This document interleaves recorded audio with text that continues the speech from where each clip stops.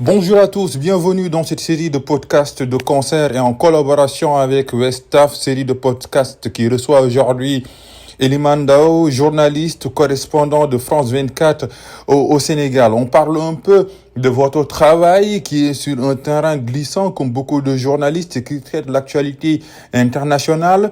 Parlons de la double pression du terrain. En tant que correspondant pour un média international comme France 24 au Sénégal, comment gérez-vous la suspicion de regard extérieur ou d'ingérence que certains acteurs politiques et même certains citoyens tentent d'instrumentaliser pour décrédibiliser votre travail, votre reportage ou bien vos directs? Alors, la première question sur le regard extérieur, entre autres le regard qu'on peut porter sur notre travail de la part des hommes politiques. En fait, il faudrait savoir que ce métier de journalisme est un métier qui, avec l'expérience, on arrive vraiment à pouvoir faire face à certaines situations et faire la part des choses. La chose la plus importante, c'est de vraiment être professionnel. Moi, c'est ma seule viatique. Euh, le jugement que les uns et les autres font sur mon travail, ça peut être intéressant. Hein. Ça peut me permettre de savoir comment les gens apprécient mon travail. Ça peut être intéressant, mais ça ne doit pas conditionner mon travail. Mon travail, il est conditionné par la recherche constante du professionnalisme, le fait de respecter les règles de ce métier, les règles de transparence, de neutralité, d'objectivité dans le traitement de l'information.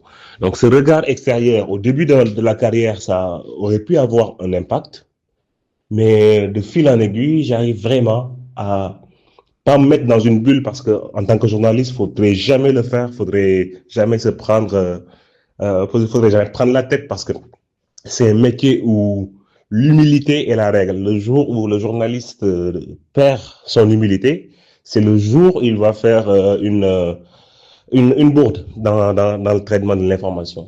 Est-ce que vous avez des exemples identifiants à partager avec nous, des exemples illustratifs?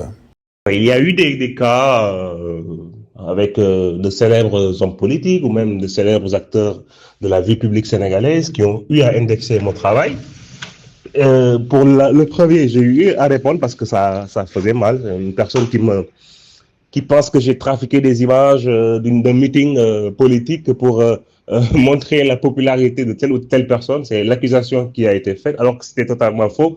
Ce genre de truc, faut monter au créneau et démentir, parce que ça ne sert à rien de laisser prospérer une fausse information dans la place publique. La deuxième, c'était lors d'un meeting, d'un grand meeting politique qu'il y a eu au Sénégal. Et parallèlement, il y avait une manifestation de l'opposition. Et on m'a interdit, on m'a reproché d'avoir voulu montrer les deux événements qui se passaient dans le pays parce que, soi-disant, l'un des événements était beaucoup plus grotesque, beaucoup plus impressionnant. Voilà. Donc, alors que la neutralité et le fait, lorsqu'il y a deux événements qui se passent, lorsque le pouvoir et l'opposition font deux activités différentes, je pense que moi, en tant que journaliste, je dois montrer les deux. Je ne dois pas me focaliser que sur l'un des événements au détriment de l'autre, quoique l'autre est moins important que le premier événement. Il y a également que vous avez été même personnellement ciblé par la désinformation, des rumeurs en ligne, des tournements d'images.